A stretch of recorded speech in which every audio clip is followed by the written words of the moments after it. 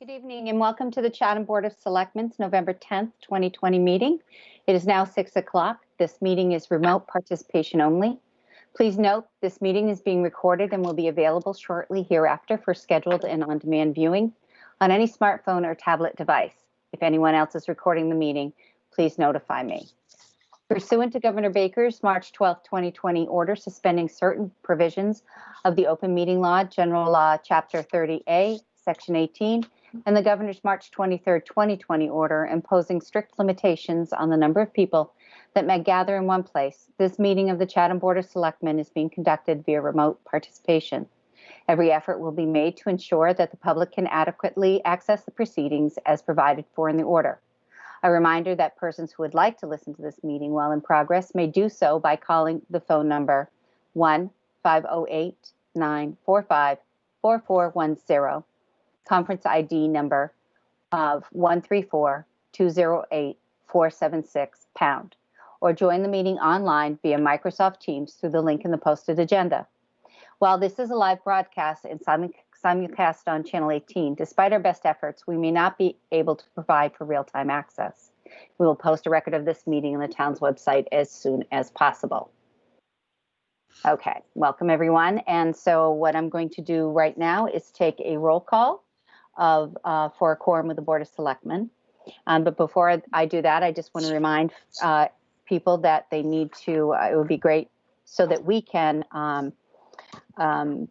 do our meeting to the best of our ability, have everybody mute their audio and disable their videos until the proper time for them to speak. Roll call. Selectman Kokolas. Present. Selectman Metters. Present. Selectman Nicastro. Present. Selectman Dykens. Present. Okay, and I'm present, so we have a quorum.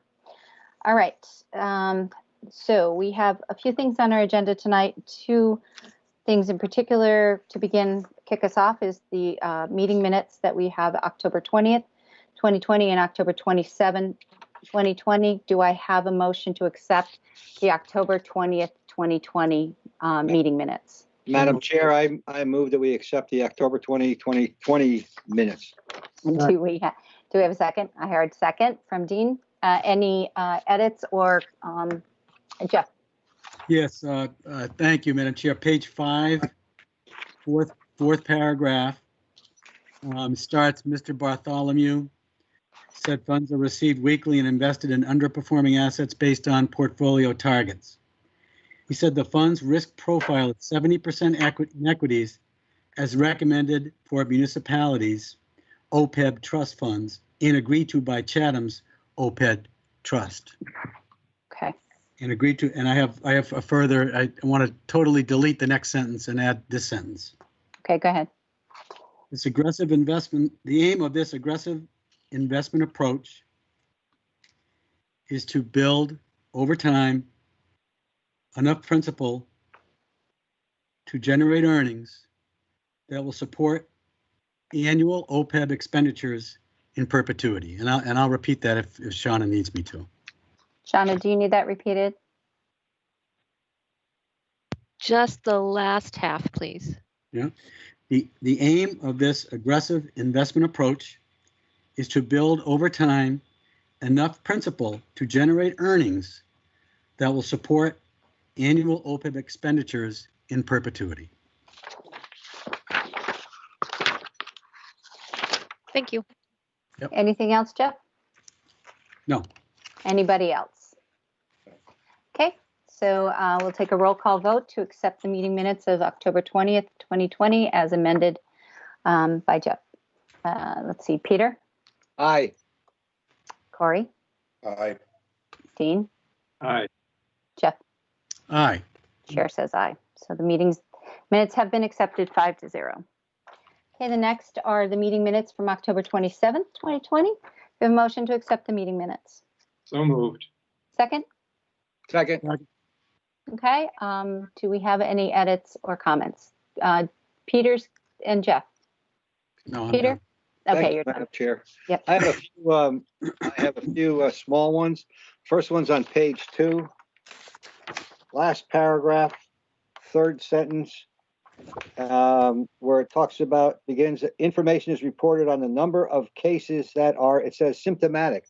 I think he meant asymptomatic. Yep. Okay, then on page 5, we start with the third line down. Let's take it to the second paragraph, third line, where it talks about, it starts, the sentence at the beginning of that line says, the second highest quarter for lodging tax revenue is with the second quarter. Let me go through the whole thing.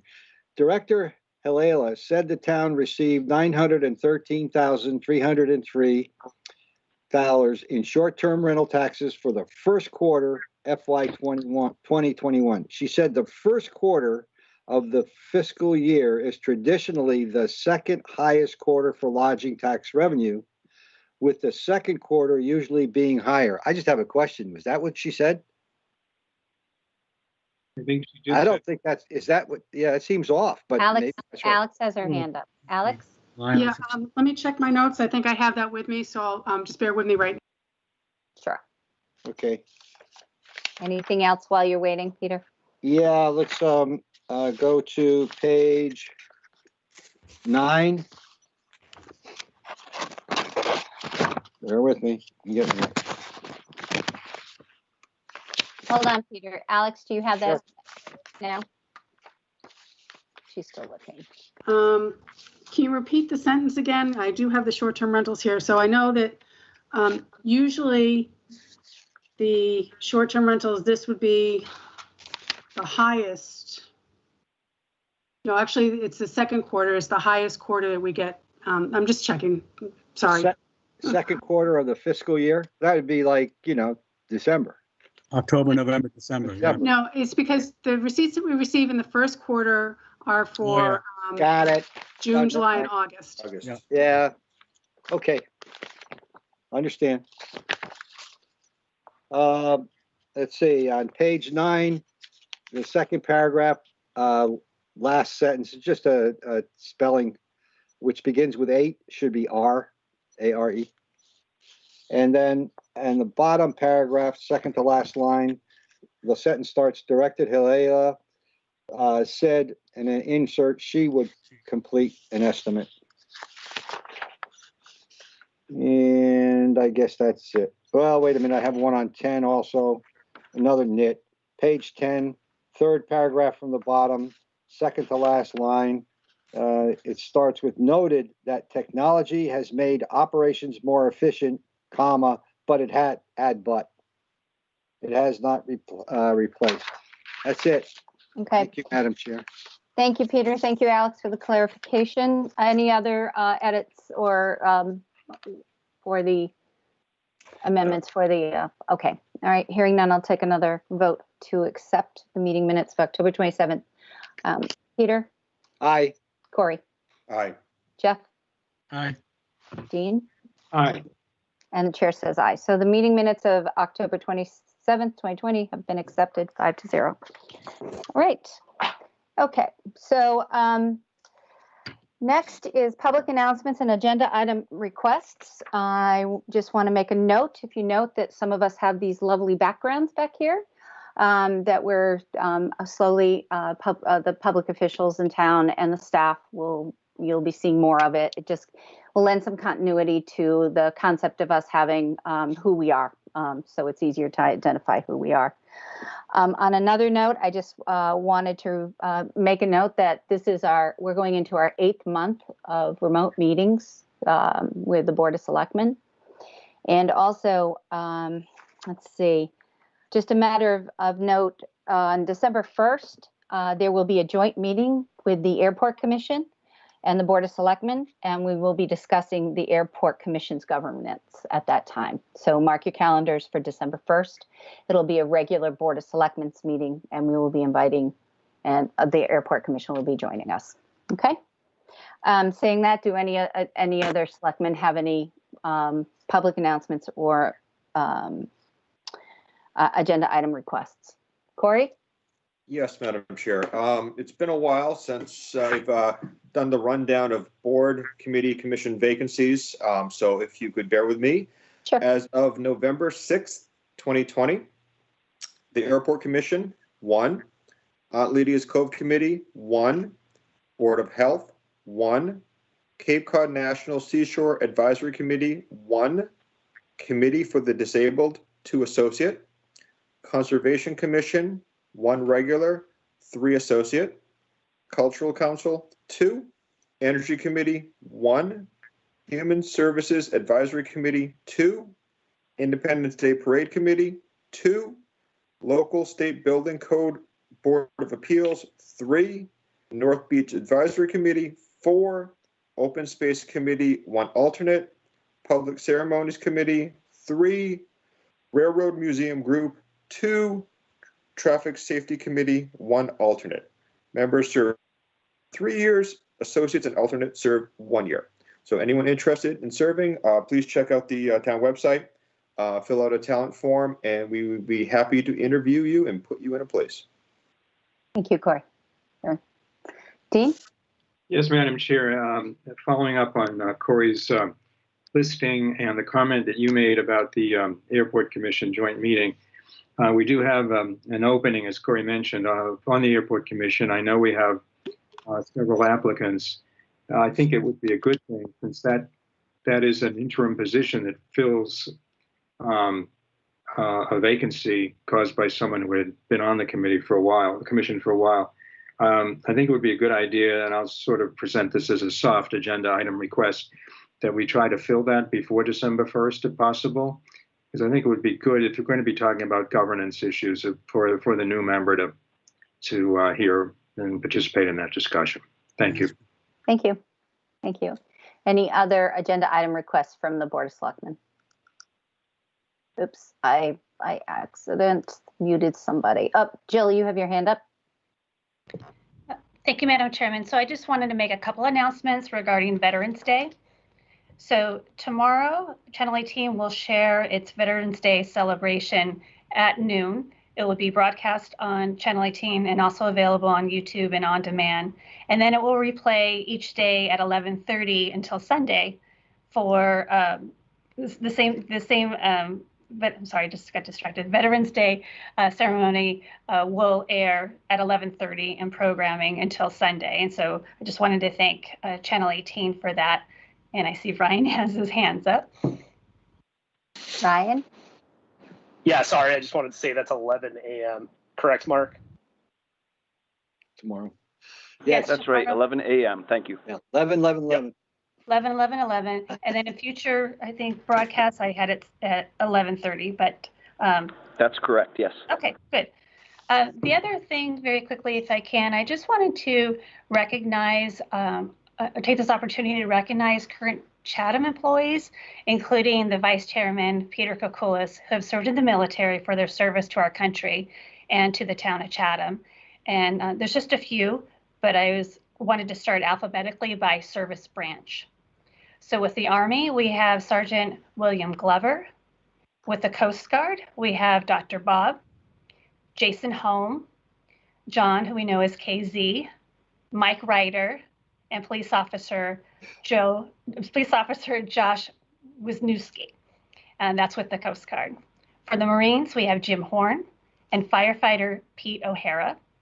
For the Navy, we have Sergeant William Massey, John Summers, and Skip Woods. And so I want to take this opportunity to thank them for their service to their country and to the town. And that's it for my report. Thank you, Jill. Thank you. Thank you. Okay. Any other staff have agenda item request or public announcements, actually? Okay. We'll go to the remote participants. If you want to raise your hand, your remote hand on the Teams app, I'll call on you. If you don't have that and you want to speak out, you may just, if you're on the phone, just call your name out and I will make sure that I just put that down. Anybody on the phone that would like to speak? Okay, I'm hearing none. But I do see Stephen Buckley. Stephen? Yes, thank you. I just wanted to remind the board that under future agenda items, I had requested previously that there be a task force, and it's listed in your packet there, of course, of on your to-do list or someday list. Create a task group on communication with the public, also develop communications and civic engagement policies. And since I'm sorry I missed the discussion that was related to this on October 20th, the minutes you just approved, that there was something along the lines of the failure to communicate with downtown sidewalks and so forth. But I think this is an ongoing, larger issue about how to improve it in general, and there's just not to go case by case. So I'm just reminding you that that's been on, that seems to be riper and riper as things go on as an item of discussion, as far as, if not setting up a committee, but a task group that may point out the need for a committee or something, and do a lot of the homework for you all as far as the big picture of improving public communication and engagement. Thank you. Thank you. Any other public would like to make a public announcement or agenda item request?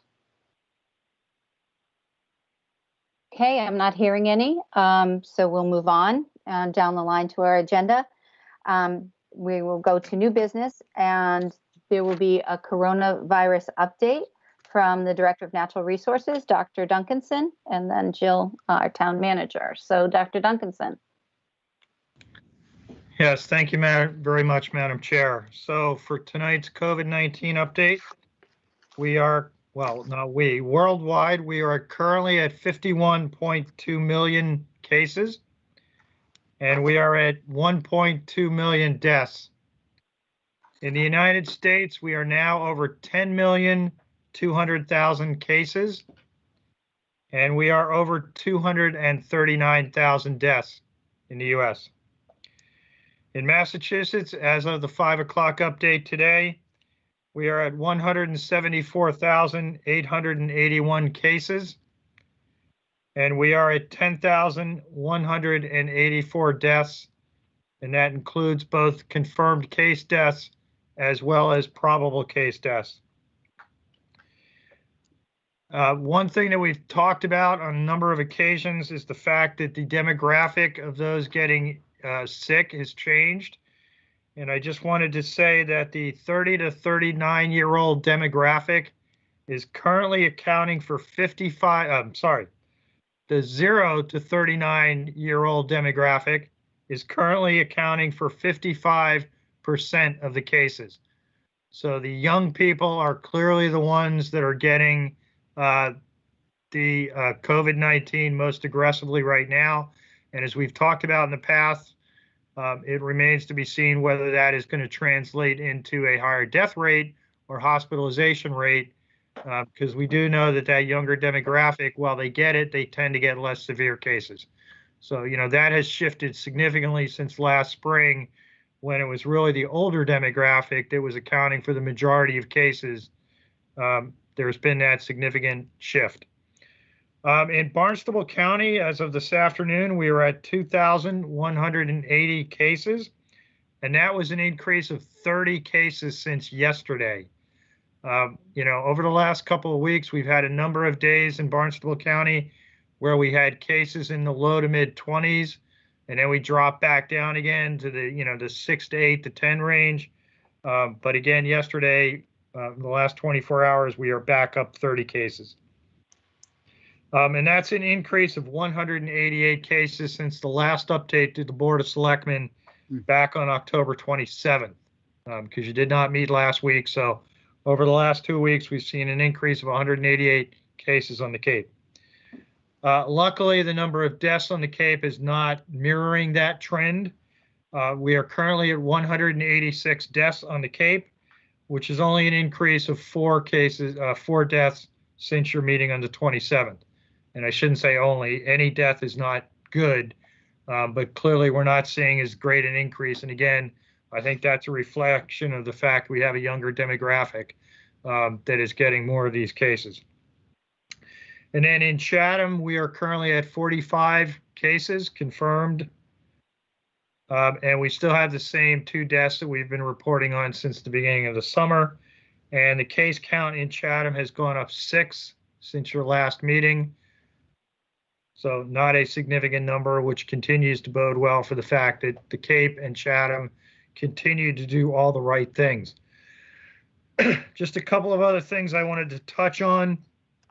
I'm sure everybody is aware that the state has changed their metrics and how they report things.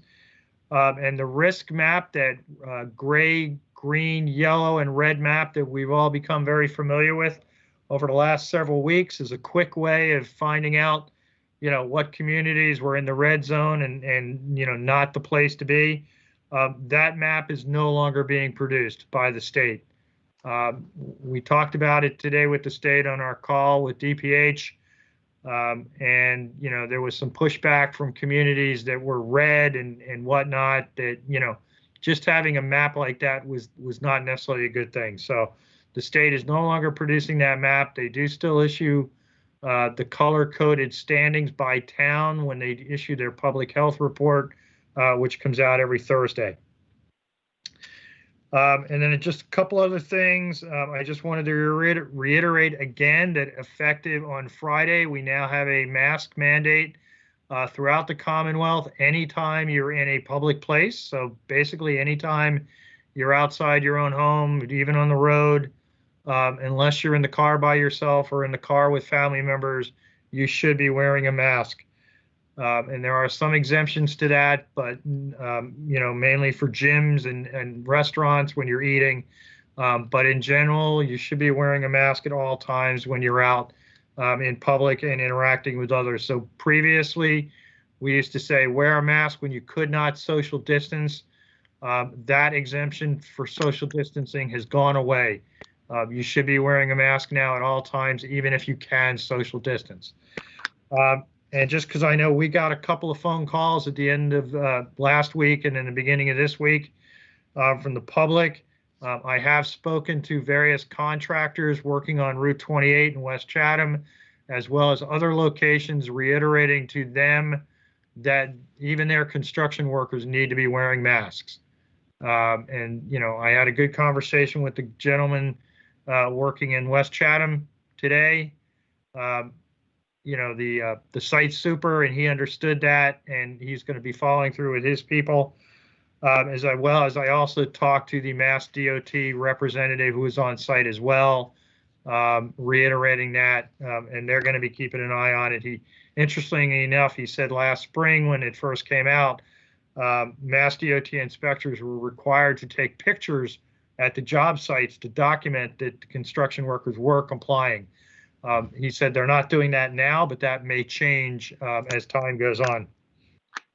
And then the last thing I just wanted to mention is we posted some new updates from the Centers for Disease Control regarding Thanksgiving. We're now past the Halloween holiday. We had a very good holiday in Chatham. We didn't have any incidents that we're aware of.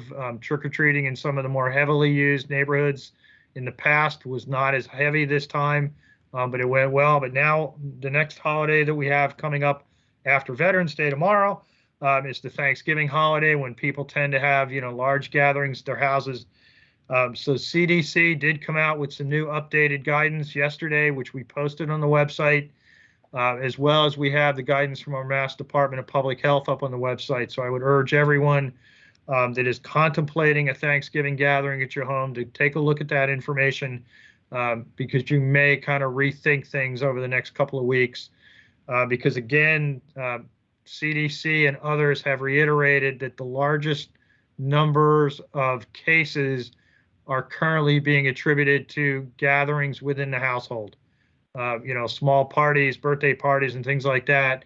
It's not schools, it's not businesses, it really is the household. So they're really urging everyone to pay attention as we get into this holiday season.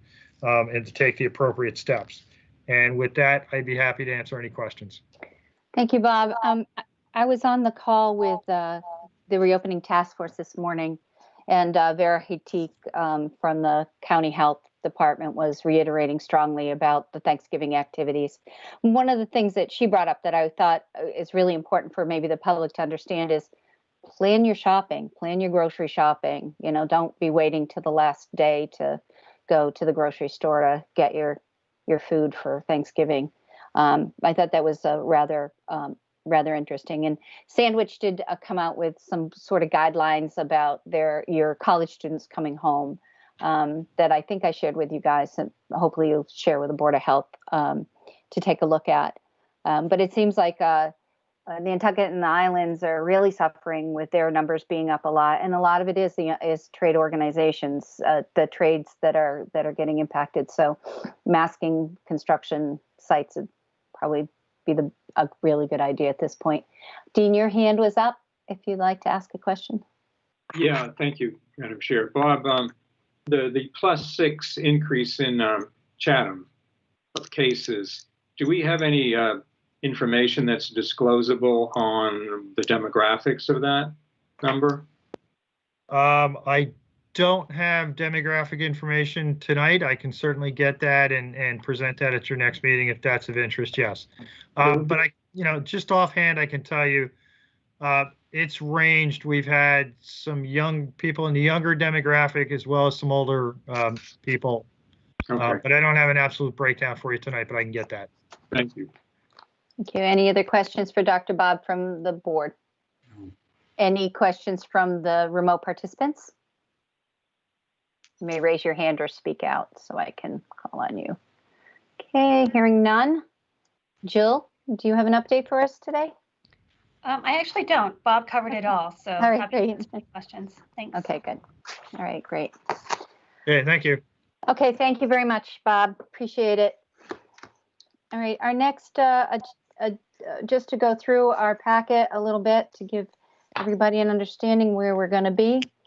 Right now, we've gone through the new business and we will be asking for public comments. And those public comments will be on the business agenda items listed in the packet. First night, Christmas stroll, Cape Cod Commission, downtown working group, and budget priorities. Of course, the people that are speaking to those agenda items do not need to speak during the public comments. They can do it at that time. But is there anybody from the public that would like to make some public comments related to those agenda items? You may raise your hand or speak out.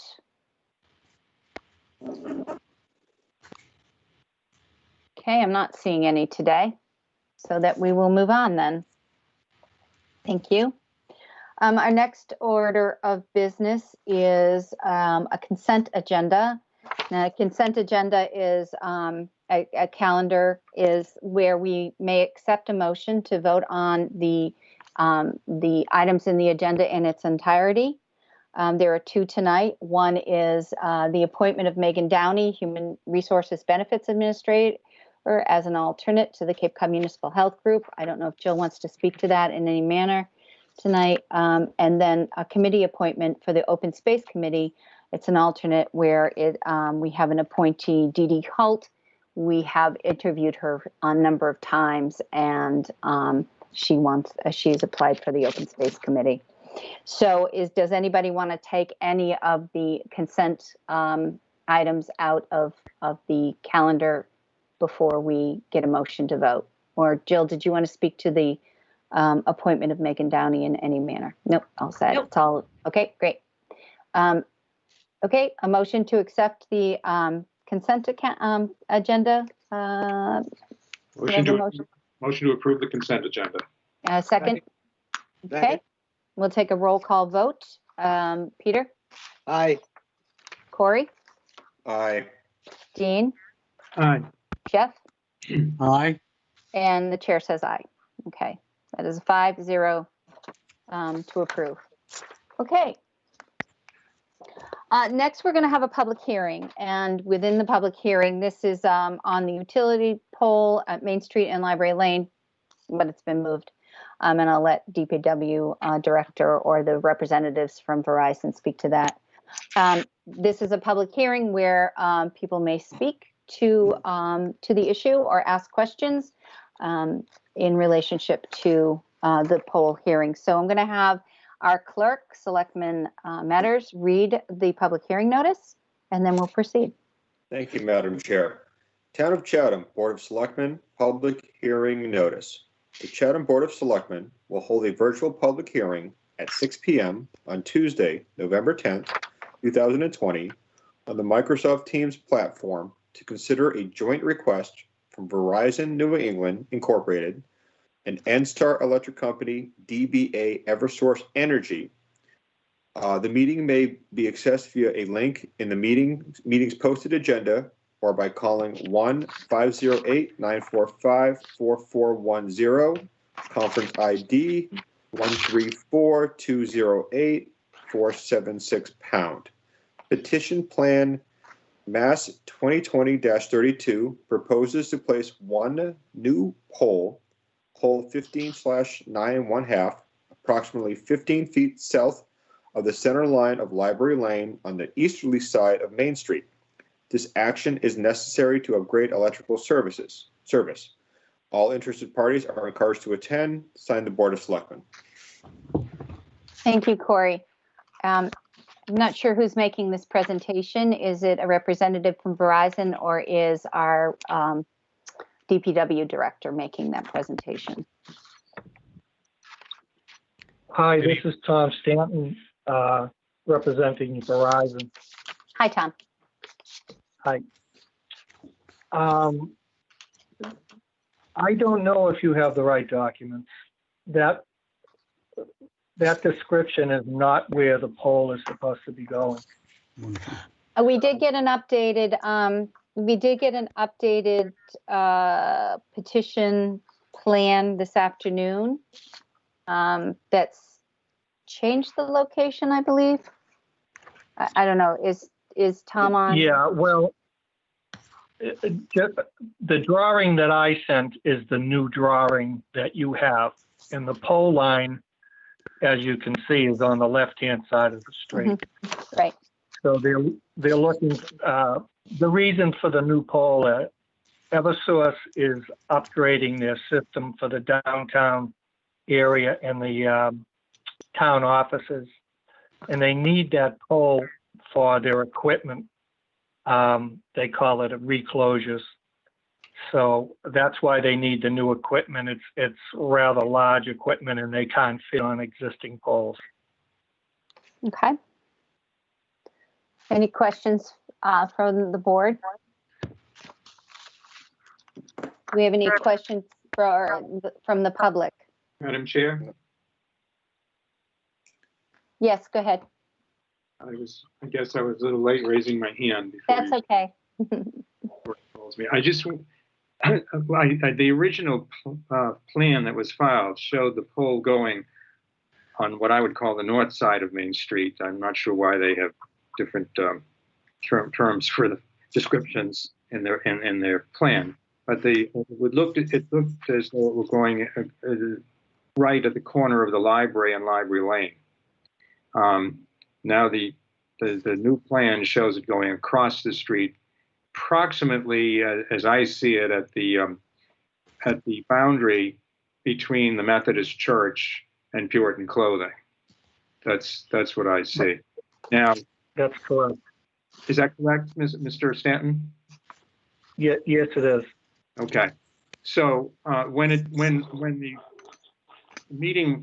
the hearing was noticed with the original plan, we did receive a letter from Mrs. Aikman, which I was going to read, but I won't read it because I think it reflects the view that the pole was going across the street where the library is, but I think it should be entered into the record of the hearing.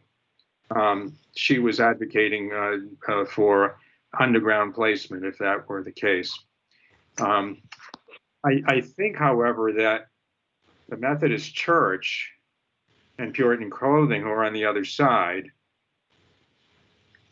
and received notice, presumably received a notice with the incorrect plan. So they may be at a disadvantage in being able to respond. They may have no objection to this, and I'm not raising any objection to this this evening at all, but it may be probably better and fairer, I don't know what the timeliness of this is, to have this revisited at our next meeting. Perhaps Mr. Stanton can speak to that, but I just want to be fair to the abutters I can understand why they want to put the new pole in. There are 2 poles there, but it sounds as though it wouldn't accommodate all this equipment on those 2 older poles. So those are my thoughts. Perhaps this should be continued.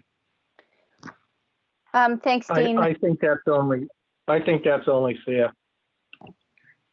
Thank you. Corey, was that That's what my question, yeah. right? So. It was my concern too. Tom, I see your Director Temple's hand is raised. Tom? Yes, thank you, Madam Chair. The only concerns I have with the location that they're proposing is normally utility companies like to space their poles, 200 to 180 to 200 feet apart. They're putting this pole 64 feet, and the other existing pole is only 65 feet away from the one that they're setting. And the location where they want to put this is the church property has the retaining wall that goes in front of that whole property. And there's a set of stairs that come down that are for number 573, that pole is going to be right in front of, as shown on the plan. So I'd want to make sure that Verizon could meet us out there before the next meeting and pick a location that's not going to be obstructive for the stairs for people coming down, and having that pole right in its location, along with the wall that's already existing there. As far as our snow and ice operation, another pole at that location, that tight to those stairs, is problematic for us because we have to try to go around it and also then get off the curbing because of the utility pole. So I would like to meet with them out there sometime this week and also discuss, when could they, if everything goes well at the next meeting, when could they set that pole? Because we're starting the south side of Main Street starting on Thursday and starting to do the new curbing and replacing that sidewalk on the south side. So I don't want that to hold up the project. We have very limited time to try to get this all wrapped up before the onset of winter. So my hope is that this next meeting we can coordinate to make sure that they can set that in a timely manner so we can do this and it's not going to affect our project that's existing right now. Okay. All right.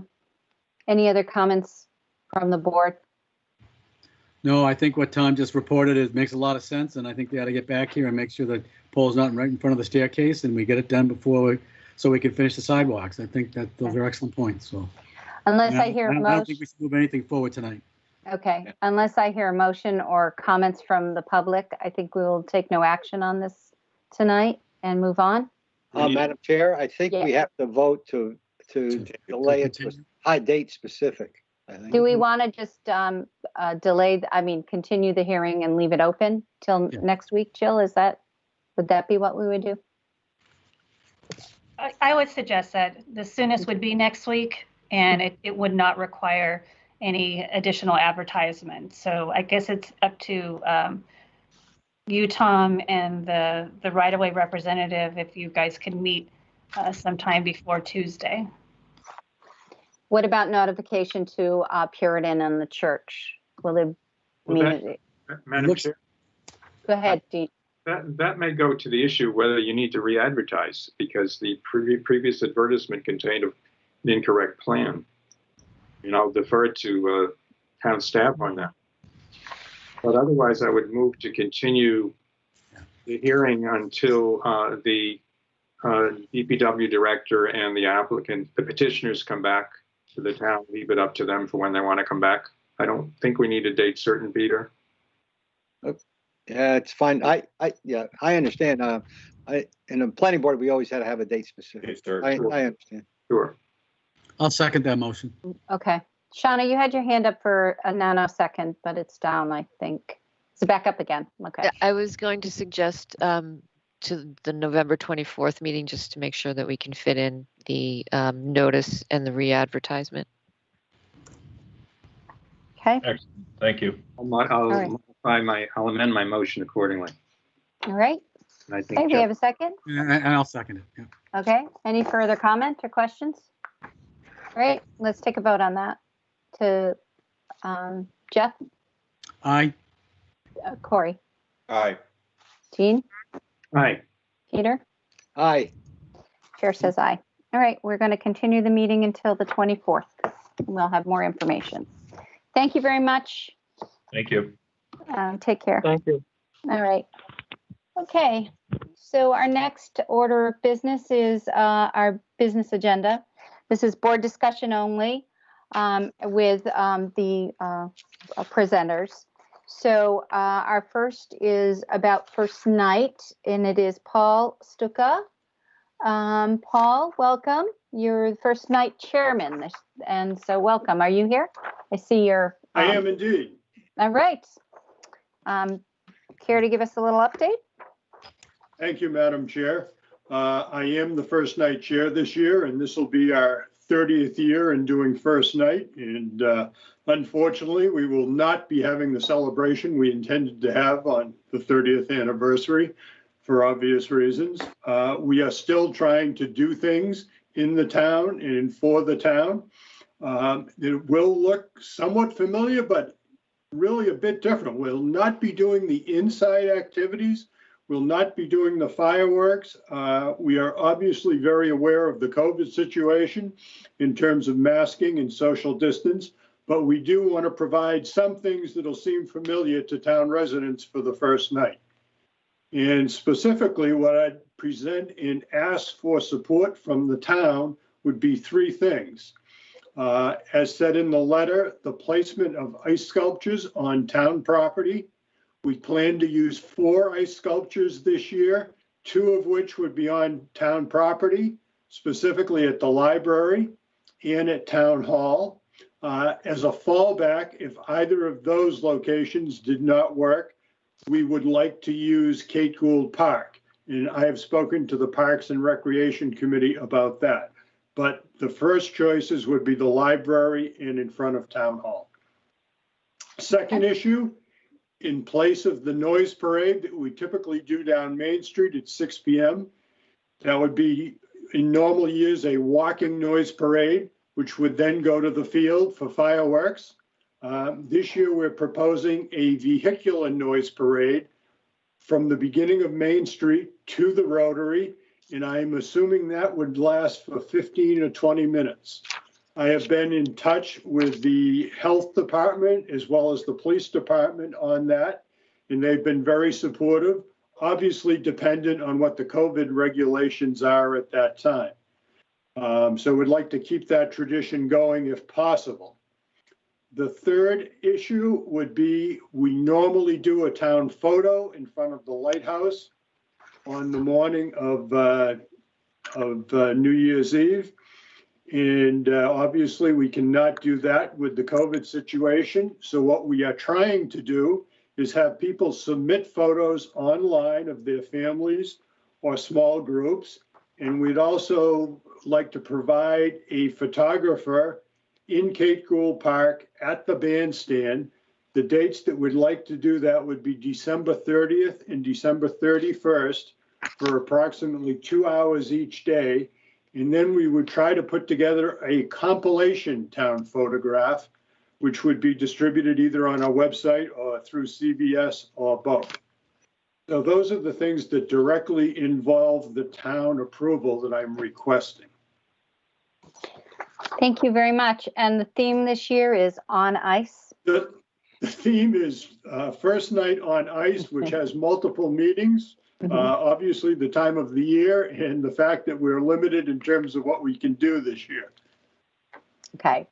I have 3 selectmen's hands up, and I didn't note who was first. So whoever is first, please go first. Thank you, Madam Chair. It was Peter. I think I was first. Go ahead. Okay. And then Dean, then Jeff. Welcome, Paul. First, I have to make an announcement.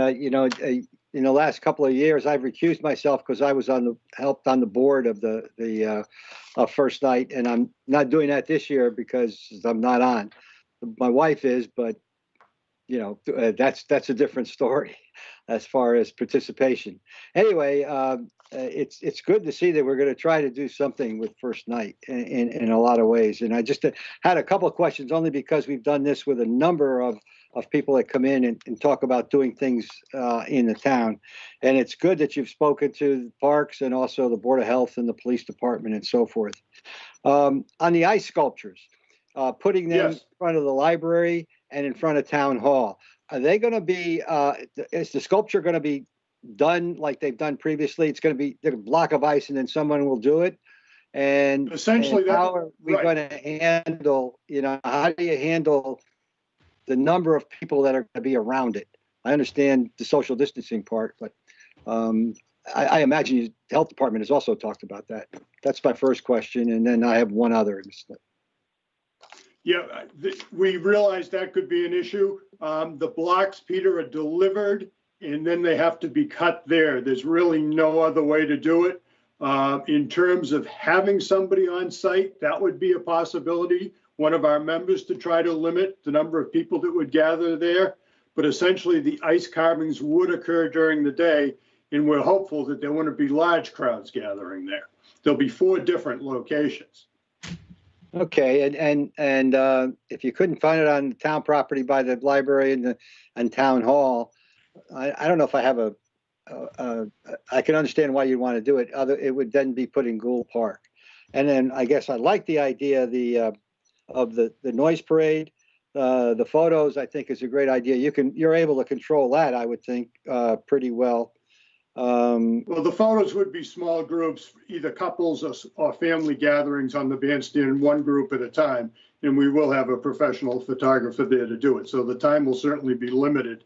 And I'm guessing, Peter, most people will submit their photos online as opposed to going downtown. Okay. Thank you, Paul. Thanks, Peter. Dean, you were next, and then Pete, then Jeff. Okay. Thank you. Thank you, Mr. Stuka. First of all, I commend you and your committee for keeping this tradition going, especially, I think it's especially important to have something bright and cheery during this very difficult and trying period. And I congratulate you for communicating with the various officials that you have so far. I did want to ask a question about the ice sculpture in front of the library. I know it's town property and we give the permission, but have you reached out to the library people at all, the director, just to? We have indeed. They're in favor. Okay, great. Where are the other 2 sculptures going? One is going in front of St. Christopher's, and the other is going in front of Cape Cod 5, assuming they give their approval. That one, as far as I know, the approval has not come in yet. Very good. Thank you very much. I'm very sympathetic. Thank you. Jeff? Thank you.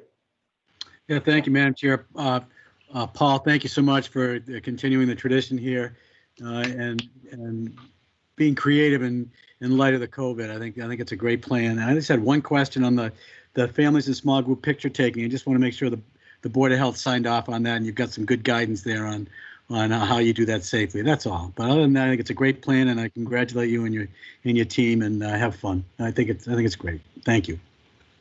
Yes, I have been in touch with Judith Giorgio multiple times in terms of this, and we will stay in touch with the Board of Health going forward. We're aware that the COVID regulations could change, and everything we're saying on our website is applicable to the COVID regulations in place at the time. Great. Thank you, sir. Thanks. Corey? No, I just want to follow up on the previous comments on the photography on the 30th and the 31st. Is it going to be like a first come, first serve scenario for the 2-hour window on each day? That's what we're anticipating, Corey. Depending on what time of the day, you queue that up, 2020, expect the unexpected. So that could end up being quite a draw for some people if they're down here. So I guess I would just kind of think about, how to tackle that if there is a larger crowd. I'm not saying, hundreds of people, but you get a couple dozen people who might be interested in families and stuff. Are you going to have to mark off, different distances as they wait?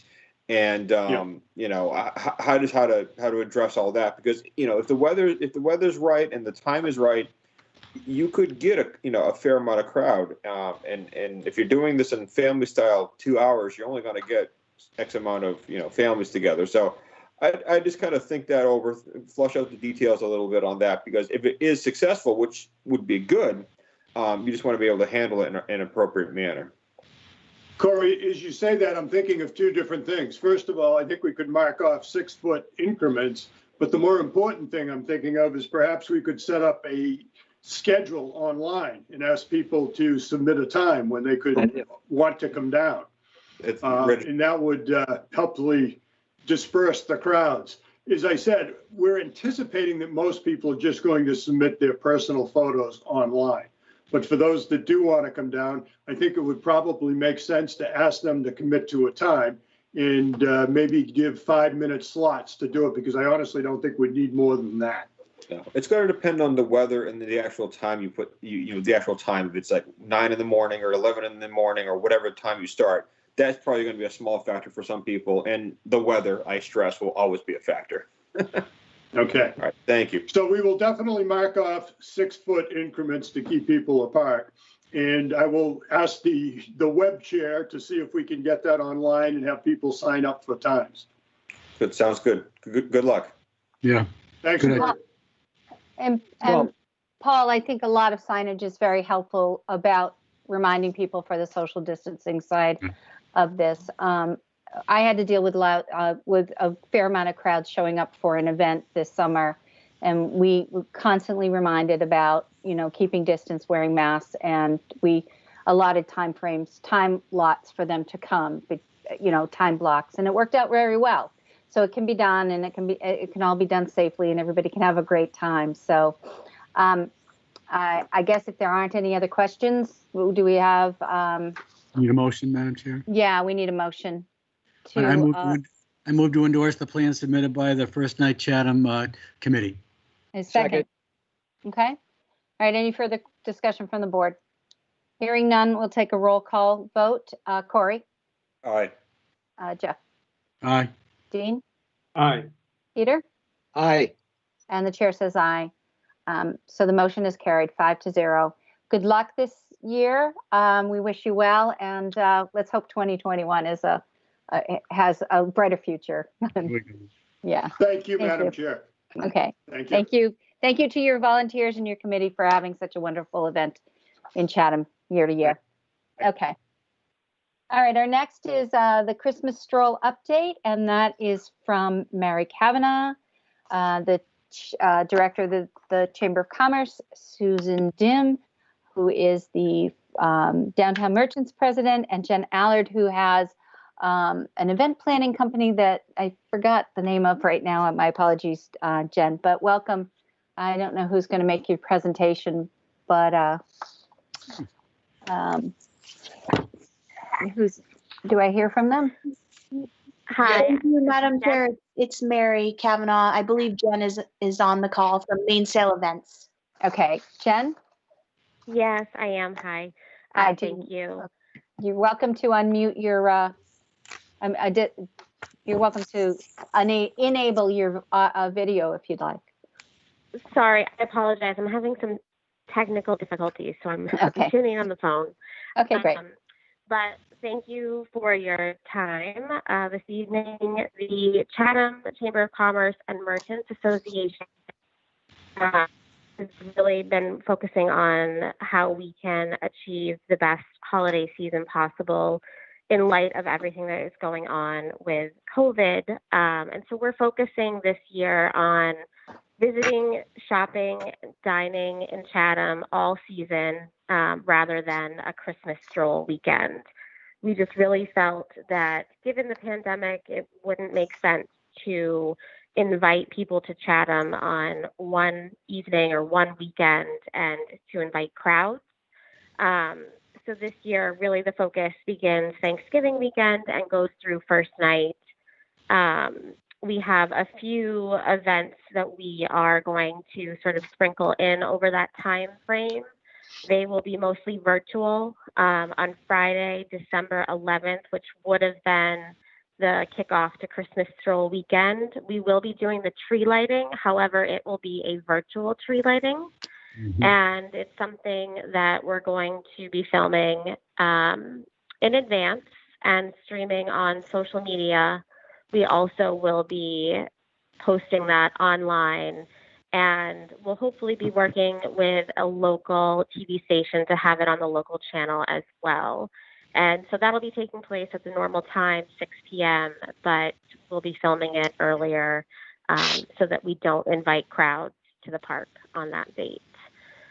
On Saturday, December 12th, we are hoping to have a small in-person event, Selfies with Santa. The Chamber and the Merchants really wanted to make an opportunity for children to see Santa at some point during the holidays. And normally we would have a breakfast with Santa, which would be a couple hundred people, and that's just not possible this year. So we are hoping to have it, and I've been in discussion with Dan Tobin, but we're hoping to host it at the community center. It would be a drive-through event where families would sign up in advance on the website, chathamchristmasbythesea.com, and they would sign up for a time, and then we actually have a giant snow globe that is a COVID-safe snow globe for Santa to be in. Families would remain in their cars and then be able to, once they're right in front of the snow globe, hop out and take their own photo. It's something that masks would be required. The only time that we would allow people to be outside of their vehicle is when it was their turn to take their photo, and does allow a safe way for children to see Santa and for families to get that classic holiday photo. On Sunday, December 13th, we'll kick off the 12 Days of Christmas. And again, we're really just focusing very much on shopping local, dining local. And we're going to do 12 Days of Christmas, 12 days of giveaways, promotions of the different businesses who will be participating. We'll get extra promotion over the 12 Days of Christmas starting on December 13th. And we are promoting, obviously, in the local papers, but on local radio as well, to shop local, dine local, and just visit Chatham this whole holiday season. Additionally, we've the last few years sold hats and scarves. The 2020 Chatham scarf just arrived today. So we'll be putting that out there very soon. And the other focus of the Chamber and the Merchants is to really decorate Chatham and make it a welcoming environment for locals and the visitors that are here to safely visit all of our stores and restaurants and businesses. And so we're really focusing on decorating Kate Gould Park and the bandstand, and upgrading our lights and putting more lights out there. And we also are hoping to, and another thing that I spoke with Dan Tobin about, we're hoping to put in a buoy tree, a fishing buoy Christmas tree in Sears Park that would be up all season. It's something that we think it's iconic to Chatham with the fishing buoys, and it would be lit up. That is where the tree lighting used to take place. And so this is something that we're hoping can be a new Chatham tradition in Sears Park year after year. But as for the rest of Christmas Stroll, really, we're just encouraging our businesses to offer promotions, to share their hours, to stay open, and to decorate so that we can be inviting people to shop and dine local in Chatham while remaining safe. And that's the update on Stroll.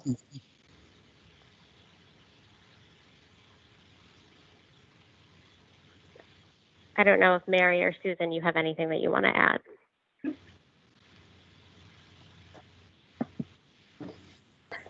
Hi, everyone. It's Mary. I would just echo what Jen just had to say, how we're just trying to provide a safe environment for everybody and still, get business for our businesses and hopefully help them have a good holiday season.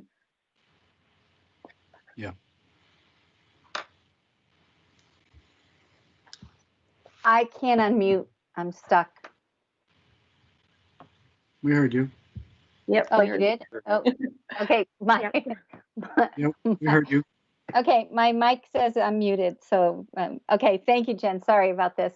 I guess also all along the way, you're going to be reminding everybody about the safety protocol and the mask mandates and everything, because we are in an uptick here. I don't mean to sound like Debbie Downer, but I think we do have to remind people not to become complacent because it is the holiday season. And, I think that would be important signages and just reiterating to everybody that that's an important piece in being able to celebrate the holidays safely. Absolutely. And we did just wrap up the Pumpkin People in the Park and our Fall for Chatham promotion, and we had signage encouraging mask or mandating mask wearing and social distancing and reminded people of that over and over. So we absolutely would do the same for this. We want everyone to be safe while being able to celebrate the holidays a bit, but safety is number one priority. Yeah. I love the idea that you're asking everybody to ramp up their decorating this year. I'm hoping that neighborhoods will do the same early and often, get some lights going and some color into the world of Chatham. But great. Are you requesting from us, or are you requesting from Park and Rec and Dan Tobin the Sears Park display? Is that? I did speak with Dan Tobin, but I believe that we did need to talk about it at this meeting. Okay. Jill, is that our decision, or is that Park and Rec's decision for the park? Well, Park and Rec will make a recommendation to the board, but Sears Park is also a memorial, and it has certain deed restrictions too that I don't have handy, but we can certainly look up and advise the chamber and the merchants when they present it to the Park and Rec Commission. Okay. All right. Jeff, I know your hand was up, and then Dean. Yeah, just 3 comments. I like the emphasis on decorating and lights. I thought that the buoy tree decoration sounded cool, and I also thought including Santa is a good idea too. You got to have Santa. So anyway, I think it sounds like a great plan, and I wish you well. Can't wait for Christmas. Thank you. I don't know if you needed a motion, Madam Chair, for anything. I think I want to hear. Yes, we do, okay, to accept or to endorse, I guess, like we did with first night. Or yeah, I would move to endorse the plan as articulated this evening. Okay. Do we have a second on that? Madam Chair, I thought we were going to get a recommendation from the board, Parks and Rec. That's fine. No.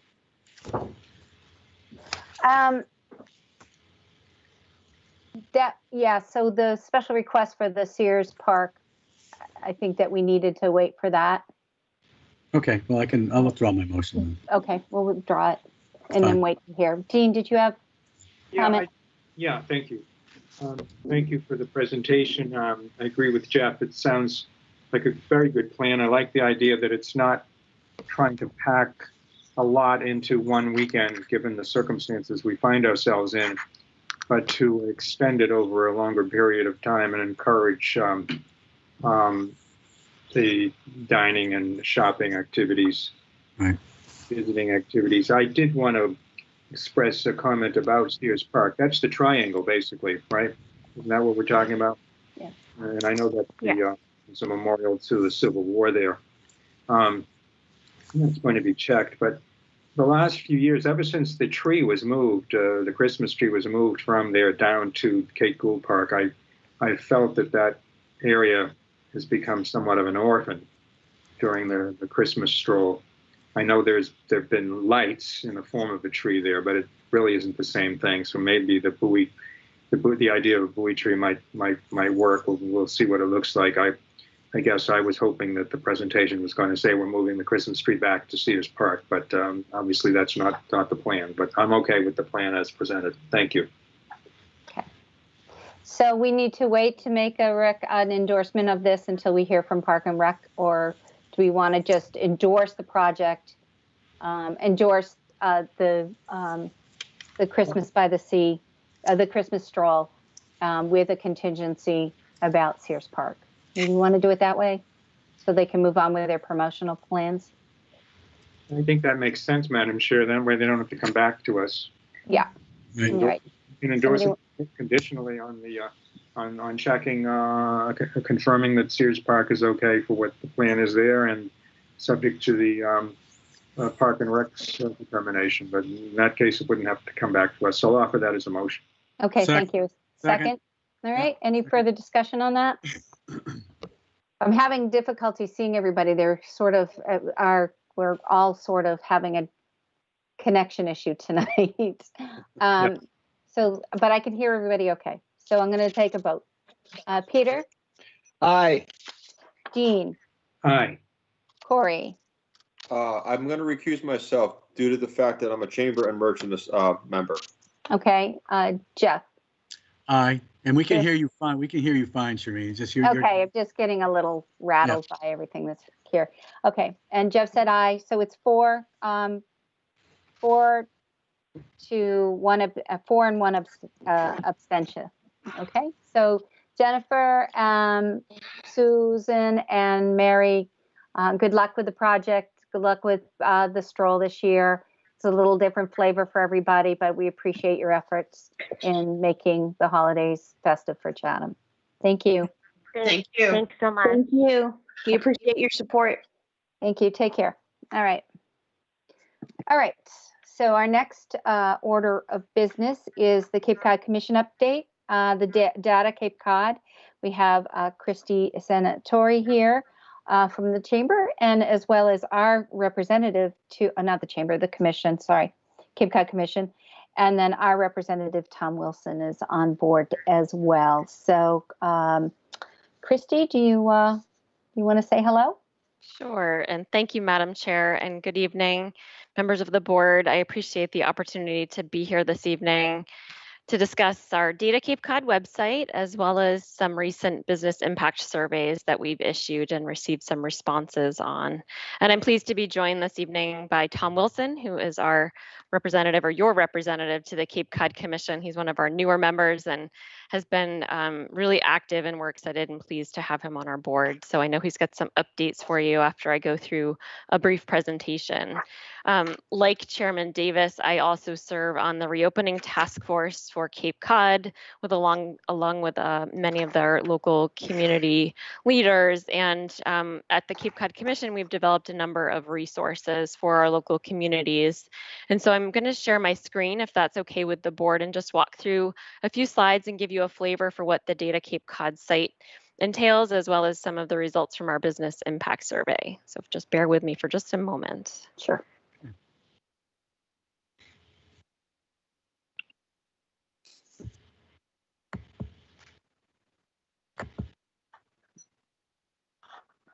Hopefully you all can see my screen. Not yet, Christy. Not yet. Okay, sorry about that. Let's see if this is going to work. You're all set. Okay, perfect. Thank you. So as I mentioned, we have developed a number of resources for our local communities. And our Data Cape Cod website is found at datacapecod.com. And it's really a compilation of information that our local communities can use as they respond to the COVID-19 pandemic. It includes regional and town data on population demographics, unemployment trends, as well as a number of other items such as rooms and meals, tax revenues, employment, housing, and seasonality. So this is a screenshot of what the data dashboard actually looks like, and you can see here the number of different dashboards that we have included within the website itself. And so what I'm going to focus on for just a moment here is a number of business impact surveys that we've issued. And the Cape Cod Commission received funding through the Economic Development Administration in June to support some of our regional economic recovery planning. So far, Commission staff has conducted 2 business impact surveys so that we can better understand some of the impacts that the pandemic has been having on our local businesses. We have a 3rd planned following the holiday season. So the first of the surveys was issued in May, and this was really prior to the state's phase 1 reopening. We had about 370 respondents representing all 15 towns. Most of the responses were coming from Barnstable. We conducted outreach through a variety of sources, including email and contact forms on businesses' websites. We shared this with economic development stakeholders in the region, including a lot of our town officials, elected officials, staff, as well as the local Economic Development Council, the local chambers, and EDICs. We issued a 2nd survey in August, which went through the Labor Day weekend, and we received just over 400 responses to this survey. Most of those were actually, or the highest amount anyway, was coming from the town of Provincetown. So throughout this, you'll see that the dark blue slides represent that first survey, and the light blue slides that you'll see here kind of represent that 2nd survey. So in both surveys, all of the industries were represented. But the top 3 for each survey was retail, accommodations, and restaurants. And that's really consistent with the industry mix that we see on Cape Cod. In May, in the May survey, about 37% of businesses were open. The vast majority expected to open, however. But more than half of the respondents didn't believe they could operate beyond 1 year, given current cash flow and reserves. But then by the time the August survey, about 93% of respondents had opened. A total of 29 businesses did not expect to reopen. And so then, fewer of the businesses were concerned about operating beyond 1 year, although nearly half of the respondents still had concerns about their long-term operations. A significant number of respondents saw declines in customers and sales. And so once those stay-at-home orders were put in place, and at the same time, nearly half of our businesses also increased their investment in cleaning and sanitation practices. And then during that 2nd survey, by Labor Day weekend, more events and projects and contracts had been canceled. More respondents reported declines in customers and hours of operation. And nearly half of all businesses had experienced a temporary closure, whether it was due to a COVID cleaning or the state's mandated closures. So in terms of revenues, we did see that businesses experienced a sharp drop in revenue. And in the May survey, more than half of the respondents reported losses of over 75%. Comparing April of 2020 with April of 2019, with nearly half of the respondents anticipating severe losses over the course of the following 6 months. And then in the 2nd survey, we compared the first 6 months of 2019 to the first 6 months of 2020. And 20% of the respondents still experienced losses of over 75%. And more businesses recognize the longevity of the impacts of the pandemic. We also researched impacts to our workforce. About 21% of the respondents were able to transition to working remotely. Nearly 30% reported laying off employees, and another 40% furloughing employees. Most employers did anticipate their return by the end of the year. And then if we look at the 2nd survey in August, about 72% of the respondents said that employees were working normally, while half had to reduce their employee hours. Only about 15% of respondents reported having laid off employees at that time. 43% reported difficulties getting employees to return, and this was for a variety of reasons. Some of them health concerns, childcare concerns, and also we did see increase in unemployment benefits that was impacting that ability to return. And then earlier in the summer, we saw respondents relied on their personal savings primarily to kind of float their businesses. 38% participated in the federal program, the PPP programs. And then the non-financial need identified by most of the businesses was around support for communications and marketing and some of the social media assistance efforts that were needed. And then by the end of the summer, half of the respondents noted relying on the federal programs. 22% relied more heavily on business loans or credit lines. And again, the need for online communication support was prevalent, and that actually increased as well. So I'm giving you the really high level snapshot of some of the data that we were able to capture, but this is all included in our Data Cape Cod website. And we wanted to make sure this data was accessible, and so we shared it through our Data Cape Cod site, and these are Tableau dashboards. And so both of the surveys are available on the site. The results that you'll see here are just from the second survey. So users can filter information by town. They can take a look at the drop-down list that's in that top right corner. We can take a look at some of the operational impacts. Users can learn more about how many businesses are open, plans for reopening, some of the impacts that are being felt, and how they're being mitigated. The status of some of the payroll protection program applications. We did find that most of the respondents who applied for PPP were successful and expected to be refunded, which means they were able to maintain their workforce. We also noted how many businesses relied on in-person interaction. So that certainly was one of the hardest hit set of businesses based on the research that we did. And then if we look at some of the financial impacts, this really stratifies the results by industry and revenue category. We researched new costs that were being incurred during the pandemic and what kinds of payments were being missed, if any, how long businesses expected to stay open, and then some of the year-over-year revenue changes for some of the respondents. And so then the last chart here that I'm going to show quickly is for workforce impacts. We wanted some additional detail on the rough numbers of employees that had been laid off or furloughed. And so that's kind of shown here in some of the bar charts across the top. And then we also captured information about business size and the difficulties in having employees return to work are captured in this dashboard as well. So again, this is just a very high level snapshot of what can be found within the data dashboards and the business impact surveys. And I'd certainly welcome you to take a look at these on your own when you have time. We did just want to make a lot of information available to our communities as they are applying for grants or trying to bring in additional resources. So a lot of what we've identified are some of the COVID impact planning reports. And so these we've identified by town. So for example, this is for the town of Chatham, really just pulls up a lot of pertinent information that the communities can use and the businesses within your communities can use as they look to bring in additional resources.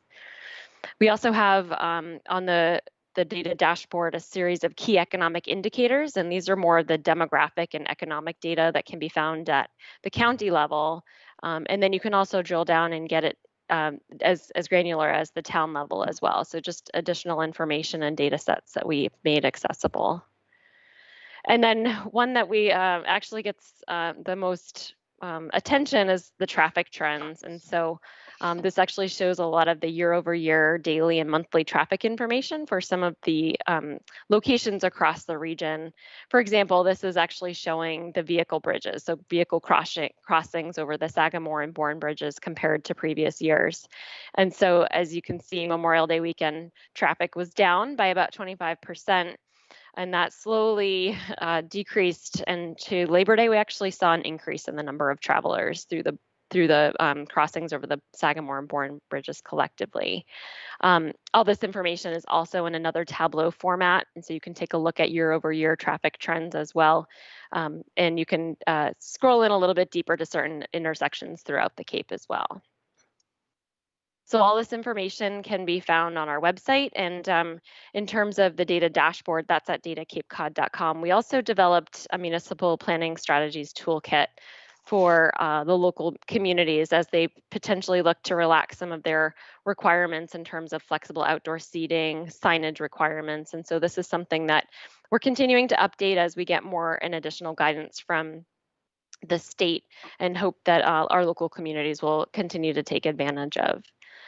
So here are the websites. Certainly, I did a very quick snapshot and an overview of what's included in these websites, but would certainly be happy to answer questions now or at any other time. Feel free to get in touch with me. I would be happy to answer those questions. But I did just want to recognize Tom Wilson, who is our representative, and certainly wanted to give him the opportunity to make a presentation to you all, but I'm going to turn it back over to Chairman Davis. So thank you. Thank you, Christy. The website is fascinating. It's full of rich with information. I'm just going to ask the board if they have any questions for Christy or comments. I see Peter. Yes, go ahead, Peter. Yeah, thank you, Madam Chair. Thank you, Christy. This is, I mean, that's a good piece of work. At least, you know, first time I've seen it, and data is always good. And the general overview that you had when employees are concerned about their health and safety, and at the same time, there's a very real concern about being able to pay their bills. I couldn't get into the granularity, but I think it's important that we have this kind of data.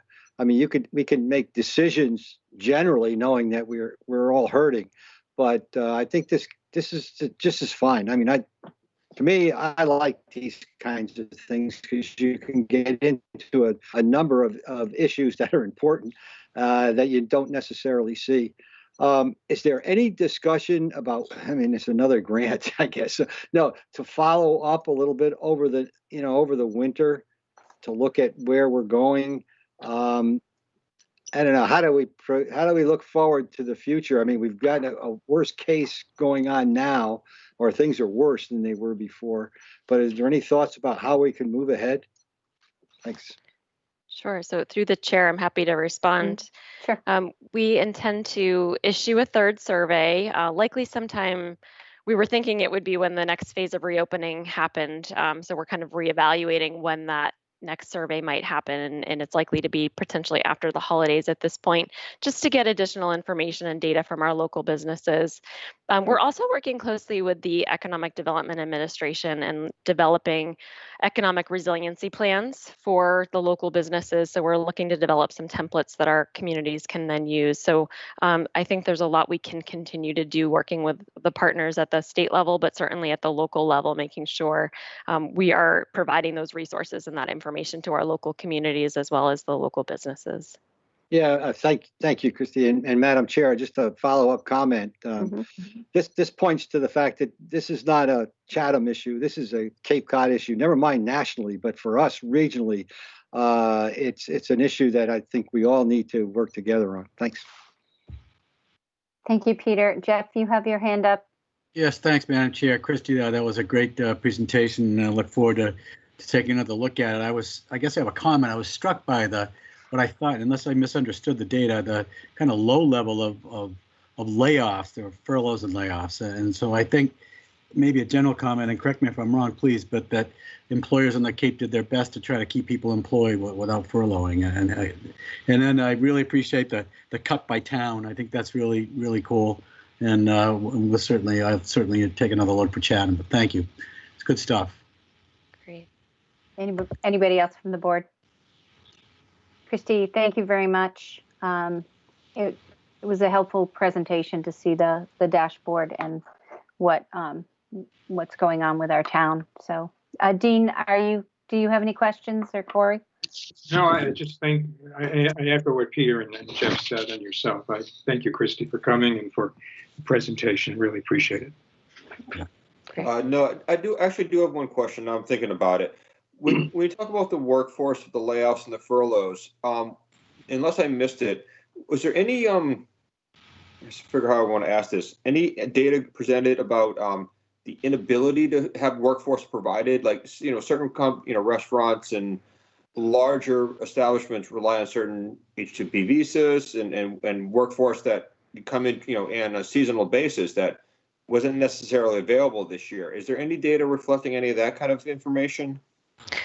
There is, and because we partnered too with the Cape Cod Chamber to issue these surveys, that was a question they wanted to make sure that we did incorporate into this. And so there is some detailed information on some of the ability to hire workforce during the summer. I don't have the numbers off the top of my head, but there is some in there if you want to drill down, and I'd be happy to kind of send you some links after this if you want.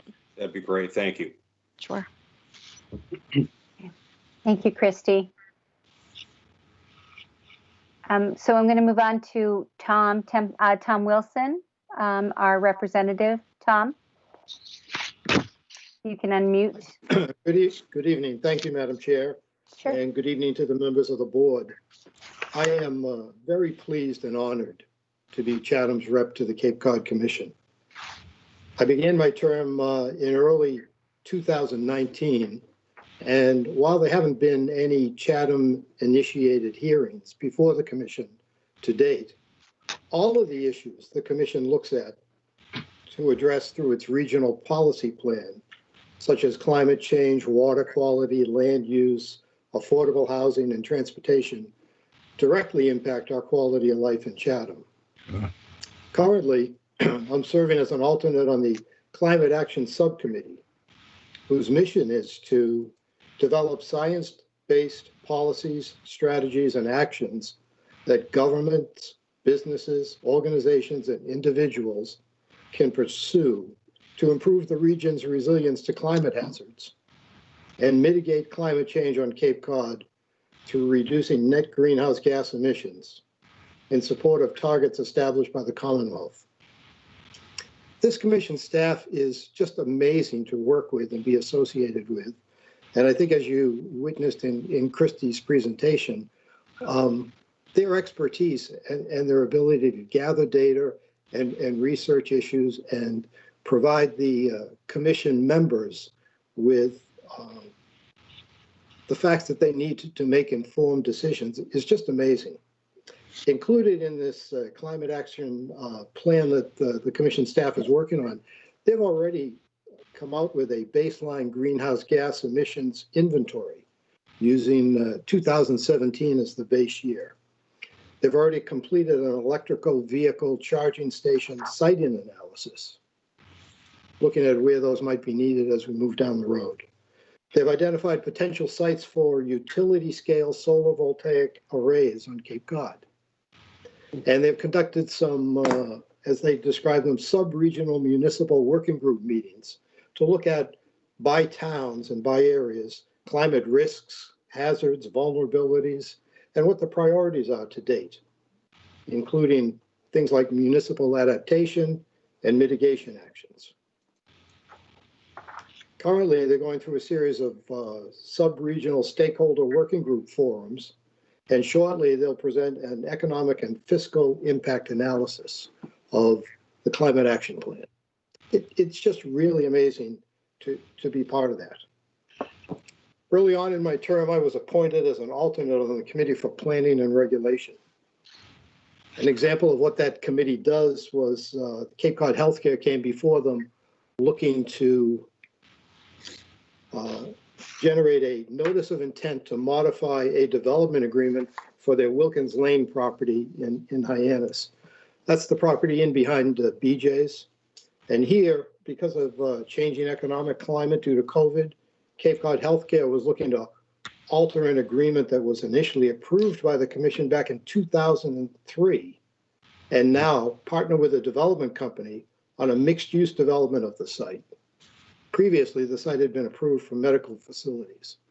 So what the subcommittee does is they listen to information from the applicant, they get feedback from the staff, they ask questions, they can put out some alternatives there, and then the subcommittee ultimately makes a recommendation to the full committee on how they feel about this notice of intent.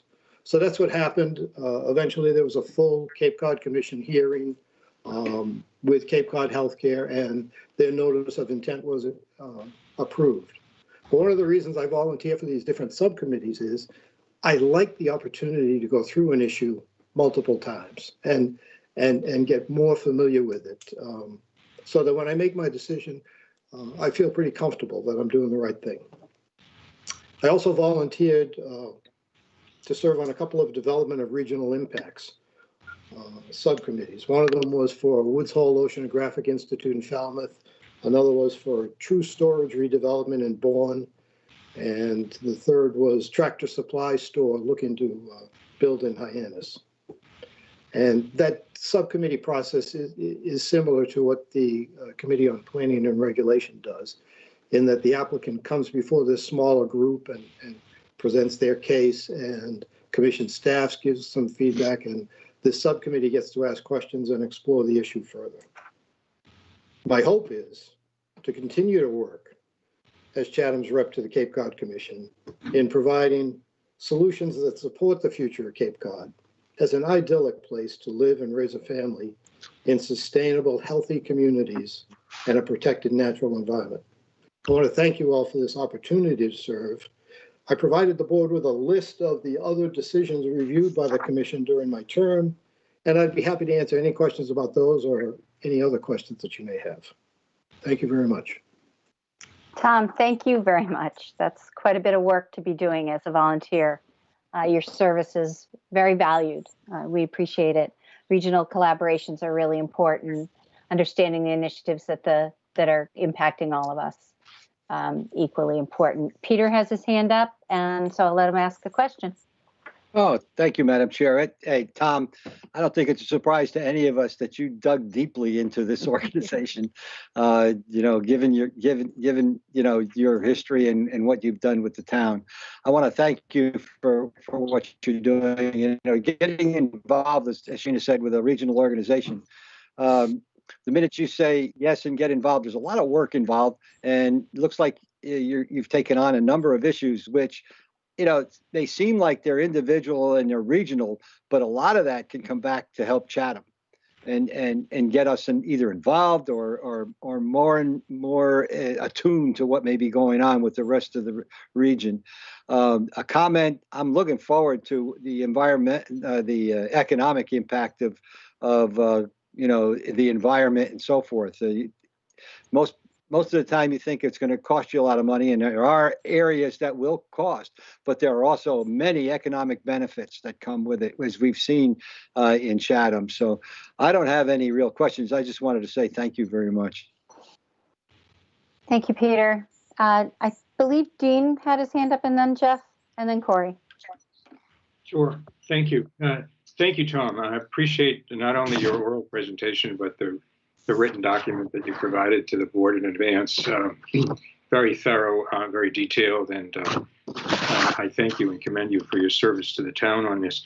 I just had one question about the climate action plan, and there was an initial meeting of the sub-regional working groups, and I know that you participated in that along with Dr. Duncanson and Katie Donovan and perhaps some others. I'm the board's I'm the Selectmen's representative from Chatham on that, and I just wondered, is that going? Maybe you or Christy could answer this question. I think she's still on the call.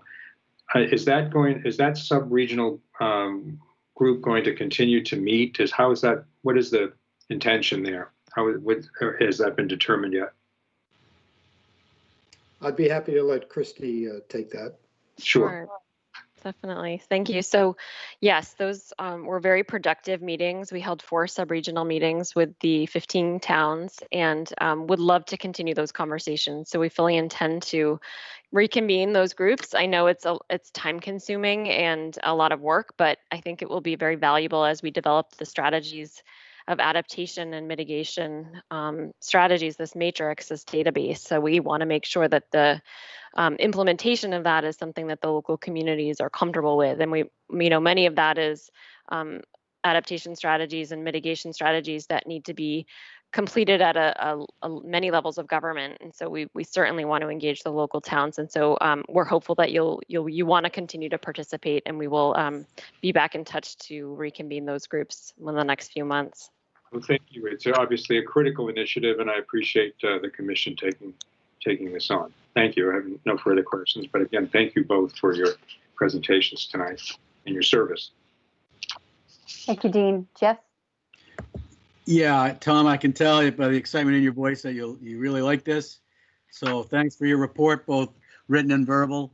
Both excellent, very informative, and it's really neat to see you roll up your sleeves and dig right in. It really is. So thank you. And the fact that you're on the climate action subcommittee, I think, is great. It's one that I would love to be on. So anyway, I just think it's great, and I can hear the excitement in your voice, Mr. Wilson, and I think it's cool. So thank you. Thank you for your service. It's good. It's good stuff.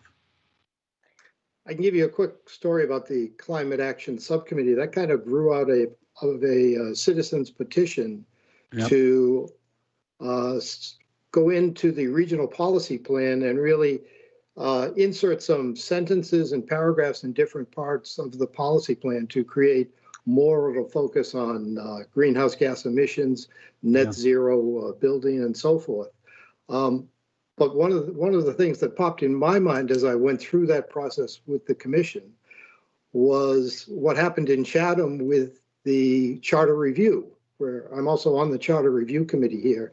And so taking something that had been established, a document, and altering it,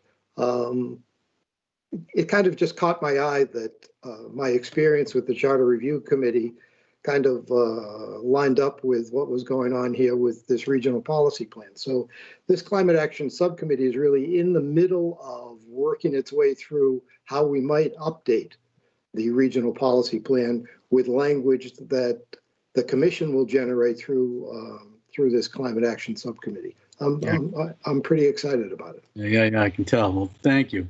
Excellent. Great. All right, thanks, Jeff.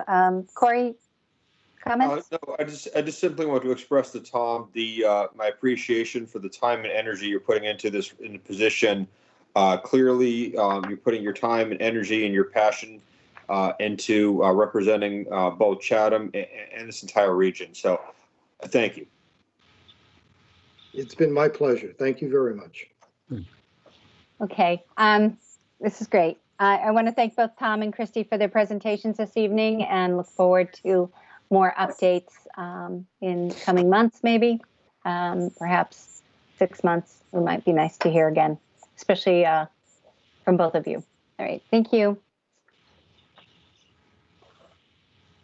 Okay, our next order of business is the town manager's downtown working group. This was a request from Selectman DeCastro on 10/20/20 for the discontinuation of that group. I think we have a memo from the Director of Community Development, Katie Donovan. Katie, are you making a presentation, or is Dean going to make a presentation this evening? Why don't we have Selectman DeCastro started, and then Katie's provided a written report, and we can answer any questions. Great, thank you. Go ahead, Dean. Sure. Thank you, Madam Chair. As you know, I served on the working group that was appointed by the town manager, and we had many meetings, and Katie can go over that. As we planned for the summer in the downtown area and the off season following Labor Day, I thought the work and efforts were very successful, and I think we made for the best possible summer downtown than we otherwise would have had. We're in the real off season, going into the real off season now. I don't see the need for this group to continue going forward. We were, of course, advised recently that by town council that it effectively would have to meet as a formal committee of the Board of Selectmen, and that's fine. But I just don't see any need for a formal committee to meet in these upcoming winter months. And I think in the interim, if there are concerns that the merchants or others might have, they could take them up directly with the town manager or come to the Board of Selectmen or work through the Chamber and the Merchants Association, and that we could revisit in the spring, or the issue could be revisited in the spring if we want to, if the town's interested in having another group get together. You may recall that the formation of this came at the request of the Merchants Association and the Chamber. It was not initiated by the Board of Selectmen. And when that was discussed, I had suggested they follow the model of what was done a few years ago with downtown parking. There was a downtown parking working group that was created by the Merchants Association, and there were some liaisons from I was the Selectmen's liaison to that, but it was basically a merchants group. That could be a future model, or it could be a subcommittee of the board, in which case we would follow the protocols of the open meeting law, or the town manager could appoint her own if she so chose. So those are our options going forward. I just don't really see the need. I think the work essentially has been completed. And so I'm going to, I know there's going to be comments from Katie and perhaps others, but I'm going to offer the motion that the Board of Selectmen discontinue and dissolve the Downtown Working Group. Do you have a second on that motion? Second. Okay, we have a motion and a second. At this point, I guess let's hear from Katie. She can give us the report, and then we can bring it back to the board for any further discussion and vote. Sure. Hi, Thank you. Hi, good evening. Thank you, Madam Chair. So I do believe that Selectman DeCastro covered pretty much everything that was in the memo. I did provide a report just for background and reminders to the board about the work that the working group had done and the recommendations that had been made. And again, at this point in time, the working group was really, not looking to do anything over the winter, perhaps meeting occasionally if any issues came up. As Selectman DeCastro suggested, that's something that, town staff could work directly with the merchants on as opposed to, having working group meetings. And if there's any further requests, they can be taken directly up with the Board of Selectmen or the town staff as needed. So I think that I'm in agreement that the work of the working group has been completed at this point in time. Thank you, Katie. And first, thank everybody that was on this group. It was quite an extensive group. If you look at, we had merchants and we had department heads, and Dean, thank you for your work on that group as well. Any questions or discussions from the board? No? Okay. Then we're going to take a vote to discuss. Madam Chair, so somebody Yes. has their hand up. I don't know if that's a. It's Chief Dave, Fire Chief Dave. Oh, okay. Hi, Dave. Chief Dave, go ahead. I can't see my. Hi, I just wanted to say that Katie did a great job running these meetings, and I think it worked out really well, and I just want to congratulate her. Great. Thank you, Dave. All right. Duly noted. Okay, let's take if there's no other comments from the board, let's take a vote, a roll call vote with Dean's motion to discontinue the working group. Let's start with Dean. Aye. Peter. Aye. Corey. Aye. Jeff. Aye. And the chair says aye. So we are discontinuing the working group. And thank everybody for their time. That was to get together and to deal with some of the issues that were faced during the emergency. Okay. All right. Our last order of business tonight is fiscal year 2022 Board of Selectmen budget priorities. This is a follow-up to our budget summit, which was 2 weeks ago now, or a week ago? I can't remember. Do you want to kick us off on this, Jill, or Yes. So Okay. this is a very informal discussion, and I wanted to have this discussion with the board following the October 27th budget summit. It was a Board of Selectmen, the Finance Committee, and then members of the Monomoy Regional School District School Administration. And I know you went through the minutes very closely and you accepted it tonight, but if there was any follow-up action you would like, any more information or some particular points to make, certainly open to that, and then we can continue the discussion throughout November and December, as I indicated before. And then we're also just coming off our goal setting workshop that we had this previous Saturday, and certainly the board had indicated their priorities, and we'll tie the budget funding to that. But the public hasn't seen that yet. So we're going to schedule that either the next meeting on the 17th or the meeting after that, so that the public can see the good work of the board. So nothing formal to present, and just happy to hear from you. Okay. Does anybody want to kick it off? Any comments from the board? Thank you, Madam Chair. Sure, go ahead. I can't see anybody's hands up, so I think I'm just going to let you guys just speak out. Right.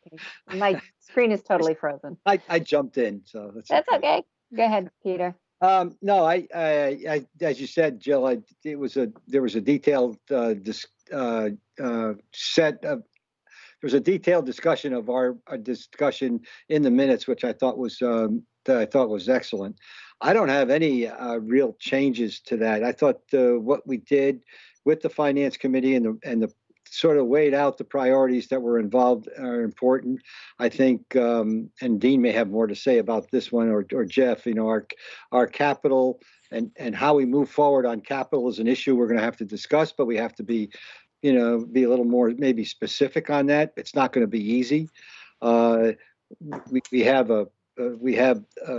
grave concerns over the next year on what our budget, what our revenues could be, but at the same time, we can't forget that we're going to be around a lot longer than this, and given the move ahead in either a vaccine or something else another year, hopefully, we may start seeing light at the end of the tunnel. So I think the approach that was provided and we discussed, I think, is the right way to go. We're not increasing anything really unless we have to, and we're being very conservative in how we move ahead. So I'm fine right now. And part of the problem, part of the issues we're going to have in the next, month or so is specifics, and we'll get into that. Thank you. Great. Jeff, were you next or Dean? I think Mr. Nicastro was. Mr. Nicastro. Thank you, Mr. Dykens. I just want to make sure that we have in mind that at some point, hopefully in the near future, we'll have an agenda item. Maybe we're going to do it when Jill and Shauna present the summations for us, to actually set some construction project priorities. We had a meeting of the Council on Aging on Monday. It was the first one they've had since the COVID crisis began. And there was some discussion about the status of the senior center and 1610 Main Street and so forth. And we know the Finance Committee has been pushing in this direction as well. It had some private conversations with Mr. Daniel, the chairman of the Finance Committee, and I certainly encouraged him to weigh in with specifics in terms of what they would recommend. And I believe that they are planning to have a meeting of the Finance Committee to discuss these things. So I just really want to make sure that we include that. And I think the sooner the better. I think it would be better for budgeting purposes as well as for planning for the upcoming annual town meeting in May, which I hope we're going to have. Even Dr. Fauci is now saying that we'll have a vaccine by the end of this year, which he wasn't saying recently. So, but that's not new for Dr. Fauci to be changing his mind from time to time. Thank you. Okay, thank you, Dean. All right. Well, Jeff, I seated my point in there, my point in the queue there to Selectman Castro, and I agree with everything he just said except for his last snipe at our good Dr. Fauci. I didn't appreciate. Anyway, I absolutely echo what Dean just said about in terms of making sure we have that prioritization of capital projects on a future agenda. That I think we kind of left with that notion that they will probably impact our contemplation of as we contemplate the budget. It certainly will have an impact. So I think it's a very important component of our deliberations. I did go through the package again. I just draw us to the point where I think the Monomoy Regional School District number has changed. And I think we need to make sure it's not 8.5, it's closer to 8.8 or 8.9, I think, if you will. Still significant savings over last year, but the number has changed. And I'll look forward to our future discussions on our priorities and our capital projects. And I think we have, I certainly know what I think I'm going to prioritize, but I look forward to that discussion. So thank you. And I thought our session on Saturday was great. I thought it was really useful, very useful. Yeah. I thought the timing was really good. I think the budget discussion first, and then yes, setting our goals and objectives. It was really a good segue into some of that prioritization that we started to talk about on Saturday. So I'm hoping the public will get an opportunity to view that meeting as well. And I agree with you, Dean. It's important to have I think the FinCom take a look at priorities too. So talk to Stephen about it a little more. Any other comments? No, that's good, Shireen. That's good to know, because Stephen did ask me whether my comments were reflective of the majority of the board in terms of welcoming their participation in this process by letting us know what their thoughts are. And I told them I thought the board felt that way, but it would be good to hear this Yeah. Well, I also think that we sort of got that consensus on Saturday. I was hoping to hear that, from everybody when we had that discussion. So I felt more confident that the board would be looking for that kind of feedback from FinCom going forward. I would agree, Matt. Okay. Reassured. Thank you. Okay, great. Corey, your hand's up.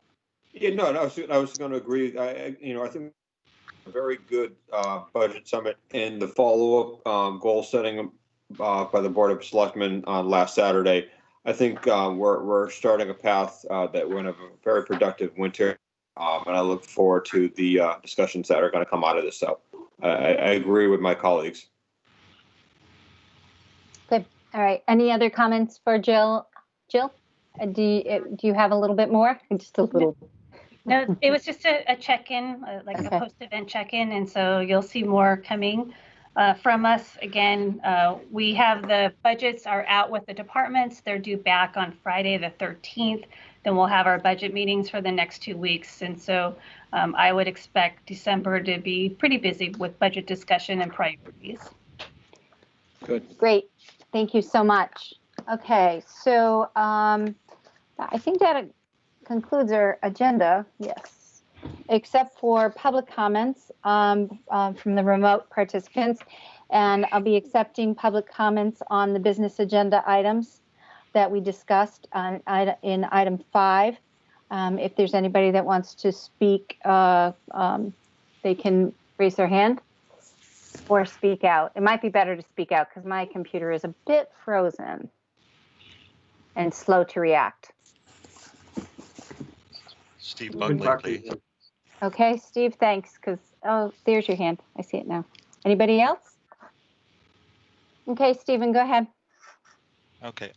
This has to do with the Downtown Main Street Modifications Working Group discontinuance.